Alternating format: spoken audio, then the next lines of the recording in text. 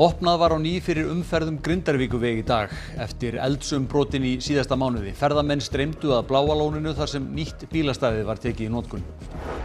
Grænlendingar í Danmörku telja sérstök hæfnispróf fyrir foreldra mismuna sér. Hávær mótmæli hófust eftir að barn var tekið af grænlenskri móður í Danmörku skömmu eftir fæðingu. Mikil umferð flutningabíla fylgir starfsemi vöruhússins sem reist var við hlið fjölbýlishúss í Breiðholti. 2 stórfyrirtæki hyggja á starfsemi á svæðinu. Frakkur forystuhrútur í Skagafirði fann og smalaði eftirlegukindum bónda síns af fjöllum. Bóndinn segir einstöku sambandi þeirra að þakka að kindurnar hafi fundist. Krakkar og fullorðnir mættu á jólaball hjá Hjálpræðishernum í morgun og auðvitað einn fyrirferðarmikill gestur sem fékk bæði einlæga og óttablandna athygli.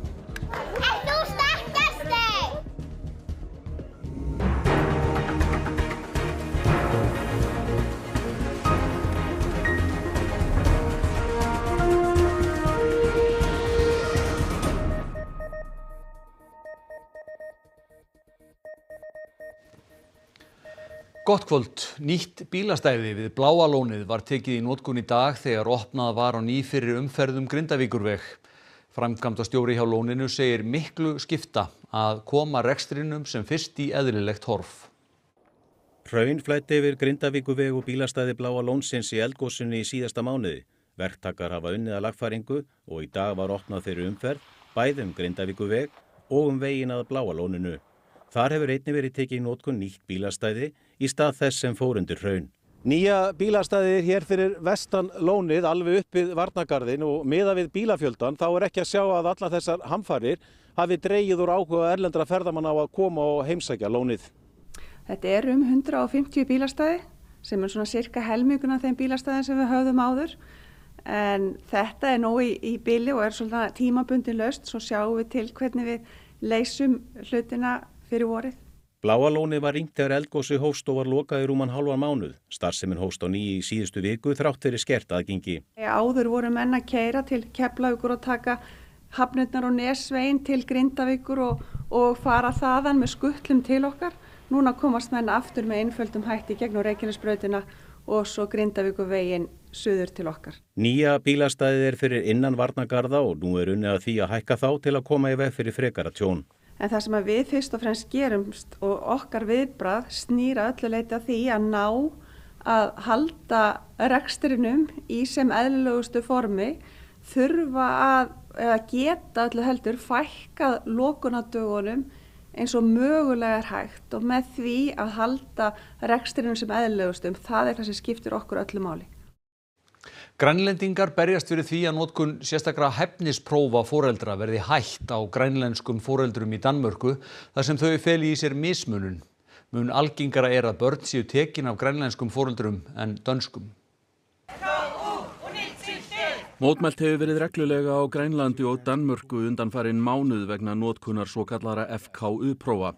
Danir hafa notað þessi prófa á foreldra ef grunur leikur á að aðstæður séu ekki góðar fyrir barnið.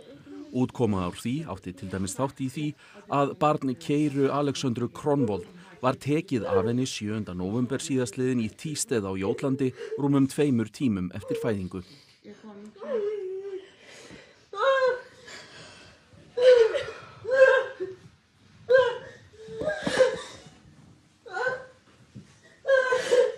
Hún fær nú aðeins að hitta barnið sitt klukkutíma á viku undir eftirliti félagsráðgjafa. Prófunum hefur meðal annars verið mótmælt við danska sendiráðið í Reykjavík. Aðstandandi þeirra mótmæla segist hafa orðið að taka þátt í baráttunni. De her FKU-test, de er jo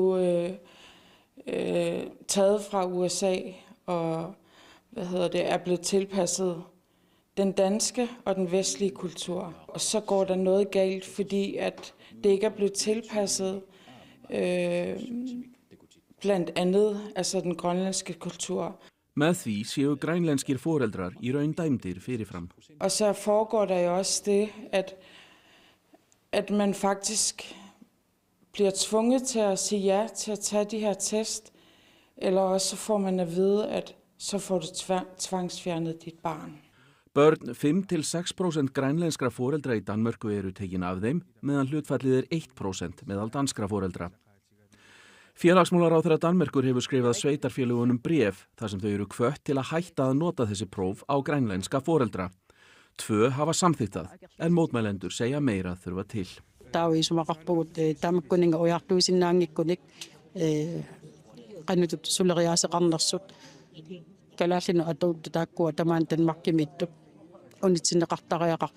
skal gøres noget mere, og jeg tror, at nu kommer det til at ligge på Mette Frederiksen, statsministeren i Danmark. Hallgrímur, í hverju felst þessi mismunun og menningarmunur sem mótmælendur hafa bent á?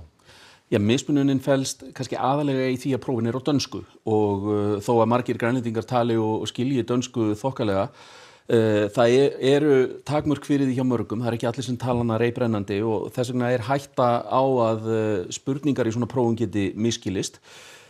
Menningarmunurinn felst í ansi mörgu en meðal annars í því hvernig Inúítar tjá sig. Þeir tjá sig tilfinningar til dæmis frekar með svipbrigðum og líkamstjáningu heldur en beinu tali og það bent á að það getur verið erfitt fyrir sálfræðinga sem svona ekki meðvitaðir þetta og ýmislegt annað í menningarheimi Inúíta að átta sig á þessu. Það hefur líka verið vísað í rannsóknir í Kanada þar sem talað með Inúítar skori töluvert lægra í greindarprófum sem eru kannski meira að hugsa vestræna menningu heldur en fólk af vestrænum uppruna. Þetta ekki fyrsta sinn sem slæm meðferð Dana á grænlendingum gagnrýnd? Nei, aldeilis ekki. Náttúrulega lykkjumálið þarna nýjasta dæmið þar sem Danir komu getnaðvörnum fyrir í grænlenskum stúlkum án þeirra vitundar. Mútebie líkti, forsætisráðherra Grænlands, hann líkti því við þjóðarmorð í nýlegu viðtali. En hvað þetta mál varðar, þá sagði hann að í þessu tilviki gætu dönsk stjórnvöld gripið til aðgerða strax. Það kom skýrsla fyrir 2 árum þar sem því var haldið fram að þessi próf væru í raun og veru mannréttindabrot en dönsk stjórnvöld hefðu bara hreinlega lítið gert í því. Så alle de vurderinger, der blev lavet, hvor eksperterne også siger, at det direkte ikke kan bruges til grønlændere, der bor her i Danmark. Og ja, så mener jeg, at man i et par år nu har nølet, og man har godt vidst, at det her det ikke går, men man gør ikke en indsats på det. Så hvis vi har gjort det samme i Grønland for vores danske medborgere, med at vi tester den, og når det forældretestene og når frem til, at det ikke grønlandske nok, og at det ikke passer til danske normer, eller det grønlandske normer i det henseende, hvis det var Grønland, så tror jeg da gerne, at man her i Danmark var gået helt i rabundus. Nokkur hundruð manns í það minnsta fórust þegar fellibylur gekk yfir eyjuna Mayotte í dag. Þetta segja yfirvöld á eyjunni sem á Indlandshafi á milli Mósambík og Madagaskar. Hún lýtur franskri stjórn. Yfirvöld segja að sjúkrahús og skólar hafi skemmst. Hermenn frá Frakklandi og björgunarsveitir frá öðrum eyjum undir yfirráðum Frakklands eru til aðstoðar. Lögreglustjórinn á eyjunni sagði í viðtali við staðarmiðla að óttast sé að allt að 1000 hafi farist. 320.000 búa á Mayotte. Búist við mikilli umferð flutningabíla í kringum starfsemi Haga í stærðarinnar vöruhúsi sem reist var steinsnar frá íbúðablokki í Breiðholti. 2 stórfyrirtæki hyggja á starfsemi á svæðinu. Rauninni þetta nú kannski svolítið yfirþyrmandi fyrir þá sem koma að og fyrir íbúan sem búa hérna. Byggingin 11.000 fermetrar og í þeim hluta sem liggur næst fjölbýlishúsinu við Árskóga stendur til að starfrækja vöruhús og kjötvinnslu. Á sama stað verða vöruflutningar. Við vitum ekki hvernig í rauninni endanlega mynd verður á þessu umhverfi hér en ég allavega fyrstis að láta í mér heyra ef að væri vöruflutninga umferð allan sólarhringinn. Óskað var eftir áliti skipulagsfulltrúa á síðasta ári vegna heimildar til að starfrækja kjötvinnslu á staðnum, meðal annars með tilliti til þess að vinnslan fari fram í 3.000 fermetrum eða 1/4 byggingarinnar. Því megi búast við að þar verði umtalsverð starfsemi með tilheyrandi umferð flutningabíla. Niðurstaða skipulagsfulltrúa var að engar skipulagslegar athugasemdir væru gerðar við starfsemi kjötvinnslu. Þetta á þeim skala sem hefur valdið titringi. Þannig að ég veit ekki hvað framtíðin leiðir í ljós, en við þurfum bara að standa vörð þetta, vörð þessi jafnvægislist. Annars vegar að hafa öflugt atvinnulíf og hins vegar íbúana sem vilja ekki kannski vakna á nóttunni við umferð. Talsverðar framkvæmdir hafa staðið yfir við Álfabakka síðustu misseri, meðal annars í tengslum við nýja verslun Garðheima og þá hefur Bílanust keypt 7000 fermetra lóð við Álfabakka 6. Hagar hyggjast leigja stóra vöruhúsið við Álfabakka 2. Íbúaráðið hefur kallað eftir heildstæðri sýn á svæðið umhverfis mjótina. Við þurfum að taka samtal hvernig við náum að búa til jafnvægi annars vegar á milli atvinnuhúsnæði sem við viljum öll hafa. Við viljum hafa borg með atvinnuhúsnæði og færa í rauninni þetta tækifæri að byggja upp öflugt atvinnulífi. Umræða dynjandis þjóðgarð á sunnanverðum Vestfjörðum vaknaði úr dvala í haust. Árið 2021 strönduðu áform á ágreiningi virkjun í friðlandinu í Vatnsfirði. Hugmyndir hafa verið þjóðgarð í Vigur, Látræbjargi, kringum Drangajökul og við Breiðafjörð, eins og fram kemur í skýrslu Vestfjarðarstofu síðan í ágúst. Þær hugmyndir eru þó misfýsilegar eftir eignarhaldi á landi og flækjustígi stjórnsýslu. Besti kosturinn fyrir þjóðgarð á Vestfjörðum væri því hér í kringum fossinn Dynjanda. Slíkur þjóðgarður hefur verið í undirbúningi lengi en ekkert hefur enn orðið af þeim áformum vegna deilna uppbyggingu orkuinnviða og mögulegar virkjunar í Vatnsfirði. Orkubú Vestfjarða vildi að möguleiki á virkjuninni yrði skrifaður inn í skilmála þjóðgarðsins. Í fyrra óskaði Orkubúið svo eftir því við ráðuneytið að friðlýsingarskilmálum í Vatnsfirði yrði breytt. Slíkt hefur aðeins gerst einu sinni áður í tengslum við Kárahnjúkavirkjun. Í skýrslu Vestfjarðarstofu talið ólíklegt að friðun verði afnumin þó ekki nema sé að hluta. Í athugasemdum Orkubúsins við skýrsluna segir að með því að samþætta þjóðgarð og virkjun séu víðtækari hagsmunir Vestfirðinga tryggðir. Bæjarstjórn Vesturbyggðar hefur sendið inn umsögn það mál þar sem hún benti á það eru aðrir virkjunarkostir sem eru í ramma sem við myndum telja að væri eðlilegt að yrðu skoðaðir áður en væri farið að aflétta friðlýsingarskilmálum í Vatnsfirði. Þannig að það er ekki mitt að segja hvort þetta geti farið saman.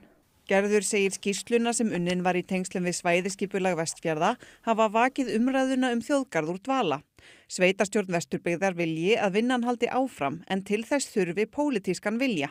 Ég held að ávinningunum sé bara mjög mikill, bæði upp á byggðaþróun, upp á ferðaþjónustu, byggja upp innviðun okkar. Nú erum við eini landslutin sem er ekki með þjóðgarð, þannig að ég held að það hafi gríðarlega mikið vægi hérna fyrir okkur á þessu svæði. Saklaus hlaupakeppni 3 vina tók á sig skrautlega mynd á aðventunni. Hlaupið var í jólafötum og skreytt leið. Keppnin var nokkuð hörð og mikið á sig lagt til að sigra.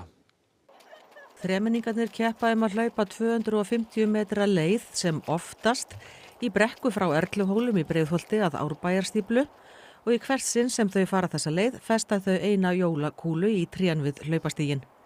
Til að halda til haga fjölda hlaupa nota þau hlaupaforrit í úrunum sínum. Hver er að vinna? Akkurat núna erum við jafnar. Nei, ég er komin með einni fleiri heldur en þú. Hún er komin með einni fleiri en ég. Sem þýðir, hvað ertu búin að fara oft?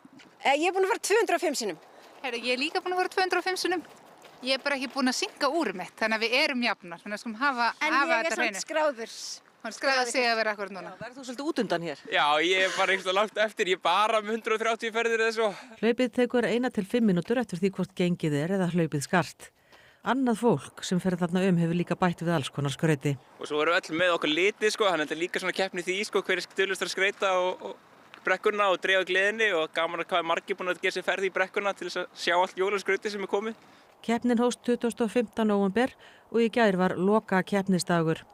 Allt er þetta græskulust gaman svona fyrst á litið en svo kemur í ljós að samkeppnin er djúpstæðri en svo og Ragnheiður átti harma að hefna. Ég tók þetta óvart af Ragnheiði metið og svo eskalitaði þetta aðeins svona upp í að ég er svona aðeins öfgafyllur í keppni ætlum átti vona. Já, ég hef oft hlaupið þessa brekku oftast. Svo stal hann því bara eitthvað af mér. Setjum hérna Local Legend kransinn. Já. Og nafnið. Já, mitt. Úrslitin urðu kunn í morgun og kom í ljós gjörsigur Þóru með 254 ferðir. Enda var því uppljóstrað að hún hafði farið út í nótt og hlaupið til að sigra. Sauðfjárbóndi í Skagafirði sótti daginn eftirlegukindur sem forystuhrúturinn hans fann og smalaði niður úr fjöllunum. Þessi saga er ekki síst merkileg núna á aðventunni þegar skáldsagan aðventa er lesin hvað mest. Eysteinn bóndi á Laufhóli í Skagafirði fer ekki hefðbundna leiði við leitað eftirlegukindum.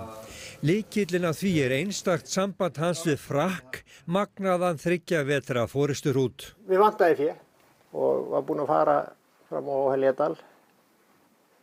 Ég minnst 2 ferðir og ekki sjá neitt, en hafði grunum að það væri kindur eftir. Og þá datt mér í hug að nú væri kannski lag að taka með sér forysturhúndinn og hvort að hann fyndi eitthvað. Og þeir lögðu í hann Eysteinn, Frakkur og hundurinn Kjarkur. Hrútinn skildi Eysteinn eftir framundir Heljardalsheiði í austanverðum Skagafirði og hélt heim. Svo liðu nú einhverjir dagar og kannski vikur. 1-2 vikur þá sást til hans með 3 kindur með sér. Já, Frakkur hafði fundið kindurnar og safnað þeim saman. Með þessar fréttir hélt Eysteinn af stað til að sækja hrútinn og ærnar 3. Tekur hann á móti þér? Já, þegar hann sér mig og hundina þá veit hann að það er langbest að koma bara til mín og þannig var það. Og það er ómögulegt annað en að tengja þessa frásögn við aðventu. Sívinsæla bók Gunnars Gunnarssonar sem fjallar Benedikt bónda og sauðinn Eitil við eftirleitir í vetrarveðri á aðventunni. Og í þetta, þó ég hef nú ekki legið allavega úti eins og þeir gerðu á þeim tíma en vissulega, jú, þetta tónar við. Já. Þannig að hann er ekkert síður en Eitil í sögunni? Já, kannski ekki. Þetta er ekki fyrsta sinn sem Frakkur finnur fé fyrir Eysteinn bónda og nú vantar hann eina á sem hrúturinn verður ef til vill sendur til að finna. Það geti verið, ef að fer ekki eitthvað að spyrja stilinnar, þá verður kannski að fara að treysta á hann. Já, og þetta er greinilega leið sem virkar? Já, það gerir það. Þannig að hann á kannski eftir að fara í aðra sendiferð? Það er spurning, það geti hent sig, það laumist einu sinni enn með hann.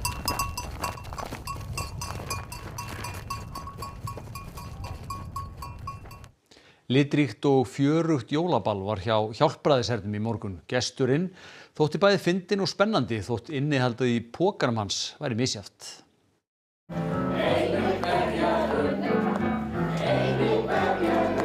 Dansað var í kringum jólatrí og gömul og góð jólalög sungin. Allt svona eins og venjan hefur verið. En svo kom að stórastundinni.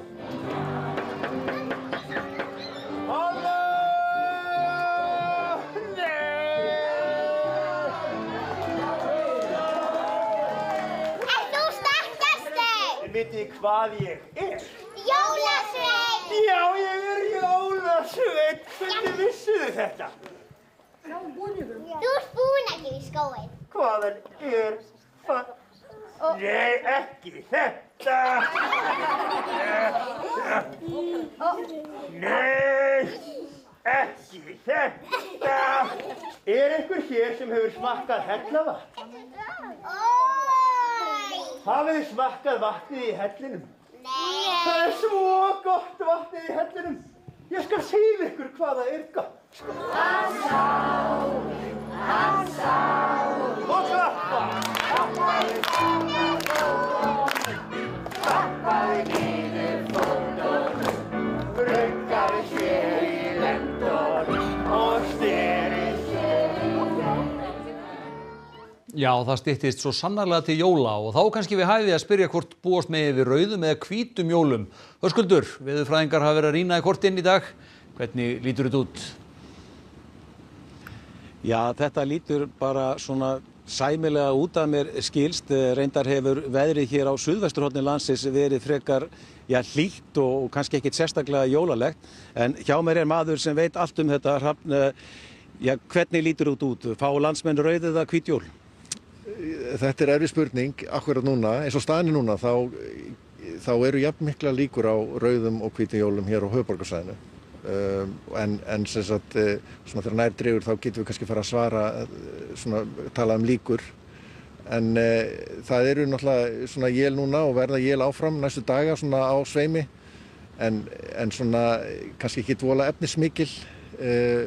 Og síðan er von á að hlýni eitthvað með næstu lægð á fimmtudaginn og þá gæti hlánað og þessi snjór sem er núna að falla hann verður fljótur að hverfa þannig að það er erfitt að segja samt. Já, það gæti ýmislegt breyst en mér skilst að þið veðurfræðingar séu mér ákveðin viðmið þegar kemur að því að skilgreina hvort jól séu rauð eða hvít. Hver eru þessi viðmið?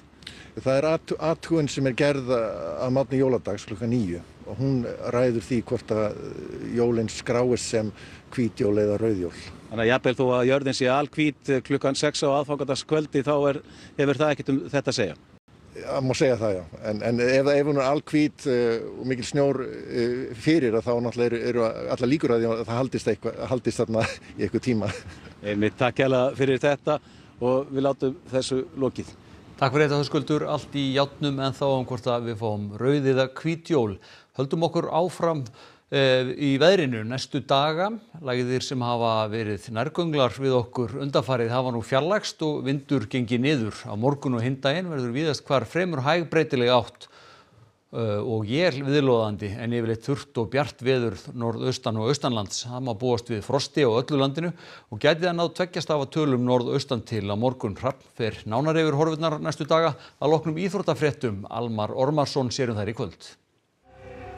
Úrslitaleikur Evrópumóts kvenna var í dag. Þar mættust 2 sigursælustu þjóðir sögunnar og Þórir Hergeirsson náði sitt 11. stórmótsgull í sínum síðasta leik sem þjálfari Noregs. Dregið var í undankeppni HM kvenna í handbolta í dag. Íslenska liðið nokkuð sátt með andstæðinginn og stefnir á sitt 3. stórmót í röð. Og mikil dramatík var í ensku úrvalsdeildinni í fótbolta í dag. Þetta og fleira í íþróttum hér handan við hornið. Helstu atriði frétta. Opnað var á ný fyrir umferð Grindavíkurveg í dag eftir eldsumbrotin í síðasta mánuði. Ferðamenn streymdu að Bláa lóninu þar sem nýtt bílastæði var tekið í notkun. Grænlendingar í Danmörku telja sérstök hæfnispróf fyrir foreldra mismuna sér. Hávær mótmæli hófust eftir að barn var tekið af grænlenskri móður í Danmörku skömmu eftir fæðingu. Mikil umferð flutningabíla fylgir starfsemi vöruhússins sem reist var við hlið fjölbýlishúss í Breiðholti. 2 stórfyrirtæki hyggja á starfsemi á svæðinu. Frakkur forysturhrútur í Skagafirði fann og smalaði eftirlegukindum bónda síns af fjöllum. Bóndinn segir einstöku sambandi þeirra að þakka að kindurnar hafi fundist. Krakkar og fullorðnir mættu á jólaball hjá Hjálpræðishernum í morgun og auðvitað einn fyrirferðamikill gestur sem fékk bæði einlæga og óttablandna athygli. Næstu fréttir verða sagðar í útvarpinu klukkan 10 í kvöld og RÚV.is uppfærður allan sólarhringinn. Þessum fréttatíma lokið. Takk fyrir samfylgdina helgina. Verið sæl.